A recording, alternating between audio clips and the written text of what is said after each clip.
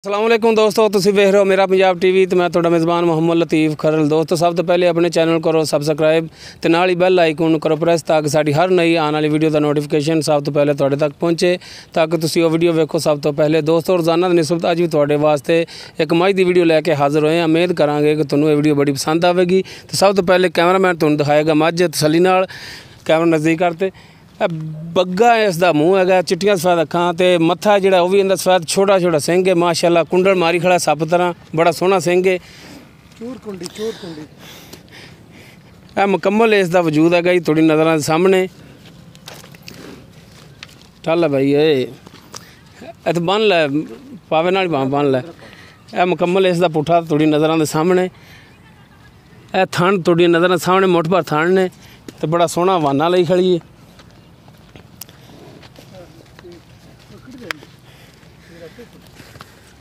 बाकी सारिया गल्लां होने दी मालक नाल सूई है। मगर इसदे की है पुछ लैने। मगर की इहदे कट्टा है जी, यह मगर इसदे कट्टा है जी।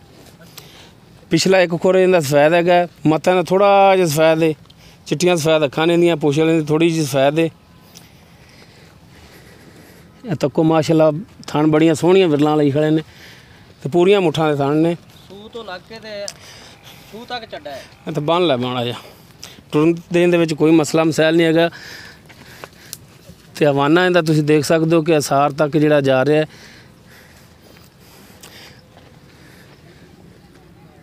बाकी हुण करांगे सारियां गल्लां बातां मालक दे नाल, पुछांगे कि इहदा हिसाब किताब है, किन्ने दिन हो गए सूई नूं, दुध किन्ना कर रही है इस टाइम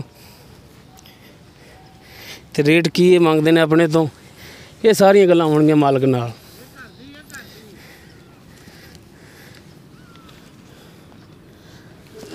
आओ जी जनाब। आह इत्थे माड़ा जी धुप्प छां च। अस्सलाम वालेकुम। वालेकुम सलाम। की नाम है जी अपना?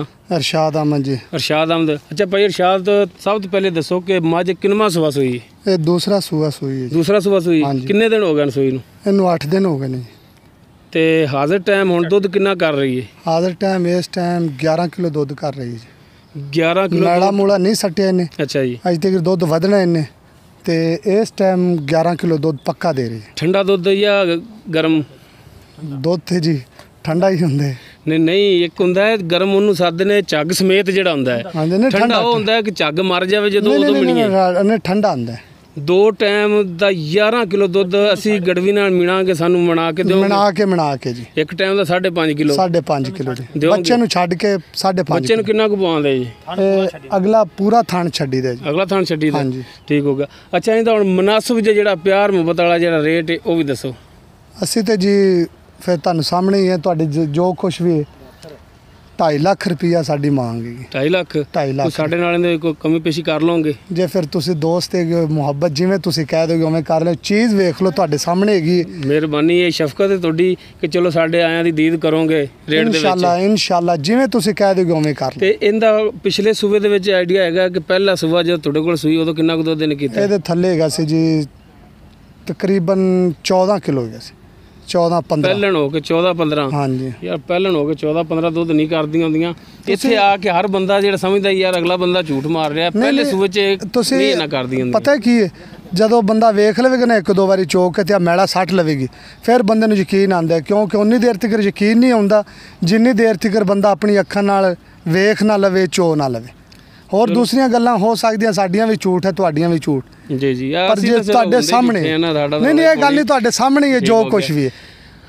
चलो 2.5 लाख रेट किया भरावा तुसीं इहदे विच साडे नाल रेट दे विच कमी पेशी इंशाअल्लाह जदों तुसीं आओगे इंशाअल्लाह मुहब्बत करके। तो दोस्तों भाई इरशाद 2,50,000 डिमांड कर रहे हैं।